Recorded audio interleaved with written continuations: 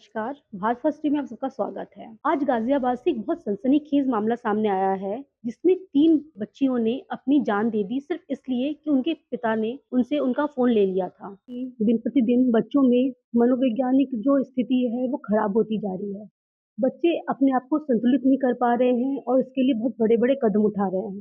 तो आज हम बात करेंगे डॉक्टर नीरज गुप्ता जी से कि बच्चों में ये स्थिति क्यों उत्पन्न हो रही है? क्यों बच्चे इतने एग्रेसिव हो रहे हैं और छोटी-छोटी बातों पे एक बहुत बड़ा कदम उठा ले रहे हैं। तो हुँ, आजकल बच्चे मोबाइल के बहुत एडिक्ट होते जा रहे हैं। हुँ। दिन-प्रतिदिन बच्चे जो हैं अपने आप को सँभालते नहीं हैं और उसके लिए बहुत बड़े-बड़े कदम उठा रहे हैं। जैसे आज एक बहुत बहुत बड़ी घटना सामने आई है। राइट। 3 बच्चों ने सुसाइड कर लिया है, बच्चों हुँ, के सिर्फ़ इसलिए कि पेरेंट्स ने उनके फ़ोन छीन लिए थे। क्या कहना हुँ। चाहेंगे सर इसके बारे में? देखिए, ये खबर मैंने भी पढ़ी है आज, जो 3 लड़कियों ने सुसाइड किया है गाज़ियाबाद में और जो हादसा हुआ है उसको पूरा पढ़ने के बाद में एक चीज़ स्पष्ट समझ में आती है कि वो बच्चे इंटरनेट गेमिंग डिसऑर्डर के शिकार थे। तो ये बहुत ही प्रिवेलेंट होती जा रही है आज कंडीशन और जितनी स्टडीज़ हैं वो ये इंडिकेट कर रही हैं कि करीब 5 से 8% बच्चे इस बीमारी के शिकार हो रहे हैं। जो युवावस्था को प्रभावित कर रही है। और उनमें से 30% बच्चे ऐसे होते हैं जो अल्टीमेटली डिप्रेशन, एंग्जायटी डिसऑर्डर या ऑब्सेसिव कंपल्सिव डिसऑर्डर का शिकार हो जाते हैं और अल्टीमेटली सुसाइडल थॉट्स का शिकार हो जाते हैं और कुछ लोग सुसाइडल एक्टिविटी कर बैठते हैं, जैसे कि ये आत्मघाती कदम इन 3 बच्चों ने उठाया। देखिए, इसके वजह क्या है? अगर हम बायोलॉजिकल वे में जाएँ, तो हमारे ब्रेन के अंदर अब रिवार्ड सिस्टम होता है, जो कि डोपामाइन को सीक्रेट करता है। ये जो गेमिंग्स हैं, ये रिवार्ड सिस्टम को उत्तेजित करती हैं। जिसकी वजह से ज़्यादा डोपामाइन सीक्रेट होने लगता है और उसमें आदमी को आनंद का अनुभूति होती है। तो जब उसका डोपामाइन कम होने लगता है तो उसको उस आनंद की अनुभूति के लिए उस कार्य करने की ज़रूरत महसूस होने लगती है, जिसकी वजह से उसको उस डोपामाइन के सीक्रेशन के बढ़ावा मिल रहा था। तो इस वजह से वो क्या होता है, एक एडिक्शन का शिकार हो जाता है। तो internet gaming is also just like addiction. जैसा आदमी शराब पी रहा है, भांग ले रहा है, तम्बाकू ले रहा है, तो वही सेम प्रक्रिया इसमें हो जाती है। तो उसकी वजह से क्या होता है कि वो बार-बार उसको गेमिंग करना मजबूरी बन जाता है। वो एक कंपल्सिव बिहेवियर का शिकार हो जाता है। उस कंपल्सिव बिहेवियर के शिकार होने के कारण वो बहुत कुछ खोता है, अपने शारीरिक तौर पर भी, सामाजिक तौर पर भी और मानसिक तौर पर भी। ऐसे बच्चे अकेले रहने लग जाते हैं, उनके मूड में चेंजेज़ आने लगते हैं, डिप्रेशन, एंग्ज़ायटी या ऑब्सेसिव कंपल्सिव डिसऑर्डर या फोबिक डिसऑर्डर के शिकार हो जाते हैं। खाना-पीना कम हो जाता है, उनकी पढ़ाई में लोगों से मिलने-जुलने में रुचि कम हो जाती है, उनके बिहेवियर में बदलाव आ जाता है। ख़ासकर कि वो आइसोलेट होने लगते हैं, सोशल विथड्रॉल हो जाता है। और आम तौर पे ये उन गेम्स की वजह से ज़्यादा प्रभावित होते हैं जिनमें मल्टीप्लेयर्स और कॉम्पिटिटिव गेम्स होते हैं। जिसके कारण जिसमें कोई टास्क एंड ही नहीं होता। वो एक के बाद एक जो है लगातार टास्क उसको मिलते चले जाते हैं और वो उसमें फँसते चले जाते हैं और अल्टीमेटली इस तरह के कई बार टास्किंग गेम जो टास्क की होते हैं। गेम जो होते सर हैं। ये जो हो रहा है इसमें हम क्या कहेंगे कि हम बच्चों को कैसे दूर रख सकते हैं इस चीज़ से? मतलब पेरेंट का क्या रोल हो सकता हुँ। है इसमें? देखिए, पहली बात अच्छी तरह समझ लें कि उनको मोबाइल बैन कर देना या गेम बैन कर देना इस समस्या का समाधान नहीं है। हमें ज़रूरत है ये जानने की कि वो उनके कंटेंट क्या हैं गेम्स के जिनको लेकर बच्चे खेल रहे हैं। तो पेरेंट्स को सुपरवाइज़ करना चाहिए स्क्रीन टाइमिंग के लिए, उनको एक टाइम लिमिट सेट करें, उनके गेम्स के कंटेंट पे ध्यान रखें, उनके सोशल मीडिया पोस्ट पे ध्यान रखें और ये जानने की हमेशा सचेत रहें कि उनका सोशल मीडिया या इंटरनेट इंटरेस्ट क्या है। जो जिससे कि अगर कहीं भी वो भटक रहे हैं, तो उनको वो समझाएँ, उनको सही रास्ते पे लाने के लिए सचेत करें, उनको बताएँ कि क्या गलत है, क्या उचित है और क्या अनुचित है। ये तो एक थोड़े बड़े बच्चों की बात होगी जो गेमिंग करते हैं, लेकिन बहुत छोटे-छोटे बच्चे भी आजकल फ़ोन के शिकार हो रहे हैं।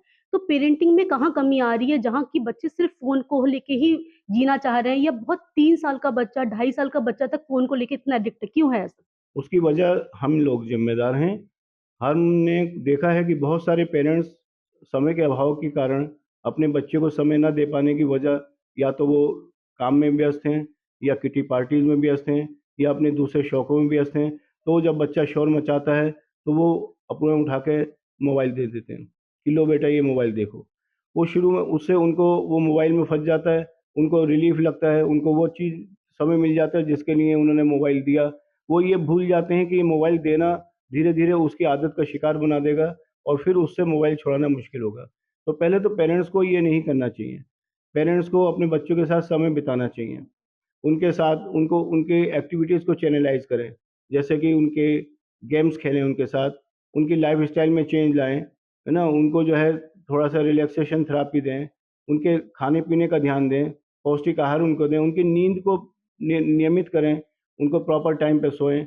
कम से कम सोने से 1 घंटा पहले मोबाइल कतई ना उनके हाथ में जाने दें और उनको एक्सरसाइज़ और स्पोर्ट्स के लिए जो है प्रोत्साहित करें, प्रेरित करें। तो ये करने पर पेरेंट्स जो है काफ़ी हद तक बच्चों को इस तरह की शिकायतों से बचने को मदद करेंगे। एक चीज़ और है स्क्रीन टाइमिंग जो आजकल बहुत चल रही है, ये वर्ड बहुत यूज़ हो रहा है। टाइमिंग पे हम कैसे कंट्रोल कर सकते हैं? मतलब कितना स्क्रीन टाइमिंग होनी चाहिए एक छोटे बच्चे के लिए? उससे ज़्यादा बच्चा फ़ोन ना देखे। देखिए, किसी भी हालत में अभी तक जितनी स्टडीज़ हैं वो ये कहती हैं कि 8 साल से नीचे बच्चे को तो मोबाइल देना ही नहीं चाहिए। उसके ब्रेन के डेवलपमेंट पे असर आता है। बच्चे की याददाश्त प्रभावित होती है, बच्चे का अंदर अटेंशन डेफ़िसिट्स आ जाती हैं, कंसंट्रेशन की कमी हो जाती है, मेमोरी की कमी हो जाती है, बिहेवियरल प्रॉब्लम बढ़ जाती हैं। तो 8 साल तक तो बच्चे को मोबाइल का कोई रोल ही नहीं है, ठीक है? उसके बाद अगर आप बच्चे को देते हैं इसलिए कि आजकल ऑनलाइन स्कूलिंग, ऑनलाइन स्टडीज़ या इस तरह की चीज़ें शुरू हो गई हैं, तो आप बच्चे को 45 मिनट से ज़्यादा मोबाइल हाथ में ना दें। उसके स्क्रीन टाइम पे कंट्रोल रखें। उन 45 मिनट्स में कायदे से जो कंस्ट्रक्टिव एक्टिविटीज़ के लिए आपने मोबाइल उनके लिए चूज़ किया है, उसके लिए रिकमेंड करें। तो मतलब 45 मिनट पूरे डे में या पूरे फिर डे में। पूरे डे में 45 मिनट? और सर एक स्क्रॉलिंग चल रही है आजकल, बच्चा स्क्रॉल करता है, तो स्क्रॉलिंग से क्या एक ब्रेन में असर पड़ता है? देखिए, जो ये मोबाइल्स हैं, इनसे इलेक्ट्रोमैग्नेटिक वेव्स निकलती हैं। हमारे ब्रेन को इलेक्ट्रोमैग्नेटिक वेव्स अफ़ेक्ट करती हैं। उसकी वजह से हमारे ब्रेन में एक्टिविटीज़ जो होती है न्यूरोकेमिकल जो सर्किट है सिस्टम उसका बैलेंस गड़बड़ा जाता है।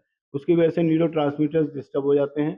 तो मूड डिसऑर्डर्स, स्लीप डिस्टर्बेंस, है ना? अटेंशन डेफिसिट डिसऑर्डर इस तरह की प्रॉब्लम्स आ जाती हैं। मेरी राय में बच्चों को मार्गदर्शन की जरूरत है, एल्गोरिदम की नहीं। बच्चों के साथ अभिभावक खेलें, उनको समय दें।